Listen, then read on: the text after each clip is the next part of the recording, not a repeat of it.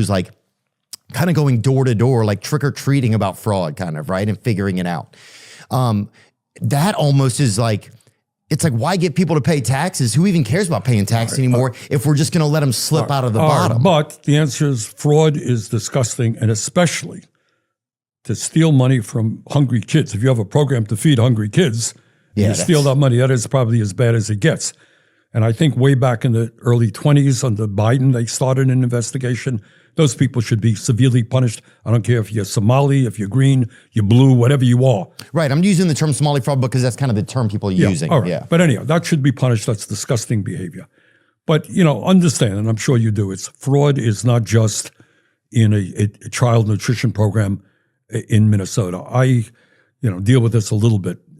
We are spending $1 trillion a year on the military, okay? There is not one major defense contractor that has not been charged with providing fraud to the United States government. Their CEOs make huge amounts of compensation. They cannot even undergo an independent audit. They're the only government agencies. So they don't even know what they own. Wow. I mean, it is so massive. But nobody, Republican, Democrat, Independent, nobody doubts that there's massive fraud. There's fraud all over the place, unfortunately, in this country, and we got to do our best to eliminate that. But at the end of the day, I mean, we got to revitalize, in my view, we got to revitalize our democracy. We got to hold elected officials accountable. We got to run cost-effective, efficient government. But having been in government a long time, do you think that those things are actually possible, or at a certain point are you like do you lose hope? Because as a regular person, it feels like our political system works against us, and it works for big business interests, and that's not even up for debate anymore. It feels like you're lucky to find a couple people who seem semi-human that work in politics, who have some semblance of a connection. At least they will talk about things that they feel like they really want to do, or will show by some of their actions. But otherwise, it feels pretty hopeless. Does it feel like that to you more and more? Yes and no. Again, I'll give you some examples. And, this is my own political point of view. You agree with me, you don't. It's okay. Right here in New York City, we're sitting in New York right now. A year ago, there was a guy named Zohran Mamdani, who nobody had ever heard of. He's an assemblyman in New York. Nobody heard of him. He decided he wanted to run for mayor. He was at 1% in the polls. He was taking on the Democratic establishment. He said, who the hell do you think you are? Taking on the Republican establishment. Taking on the oligarchs in the city. People, front page New York Times, we're going to spend tens of millions of dollars to defeat this guy. Yeah. You know what he did?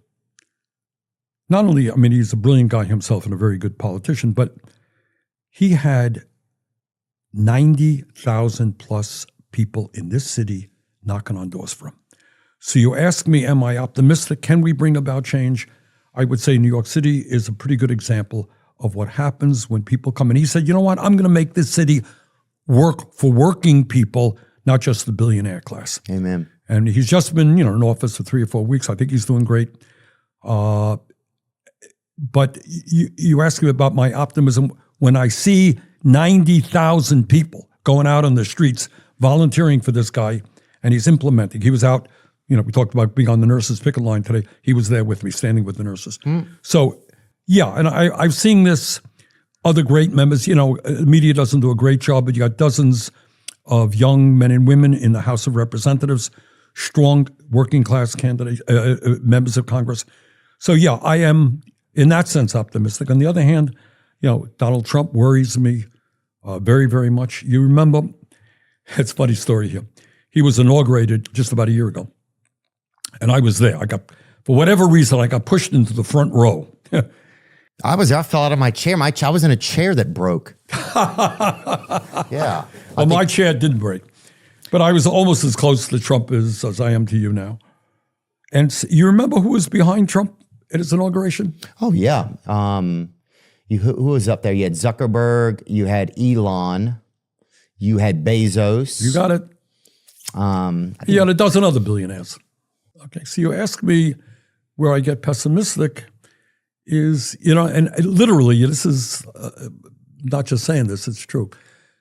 I was thinking, You remember Abraham Lincoln in Gettysburg? What he said? Lincoln went to Gettysburg, the scene of this horrible battle during the Civil War. Tens of thousands of soldiers killed. And a few days later, Lincoln goes to the battlefield and he jots down some notes. And basically, I'm paraphrasing. What he says is, these soldiers who were fighting against slavery did not die in vain. They died so that we will have and continue a government of the people, by the people, and for the people. Amen.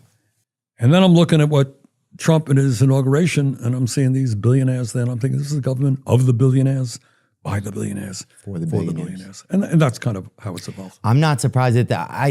I'm not surprised that this is kind of where we've ended up. I don't know if this happened overnight. Like, it doesn't feel like this happened overnight with Trump. It feels like this has happened more and more over time. At least Trump, it feels like to me, this is messed up, but at least he brings his billion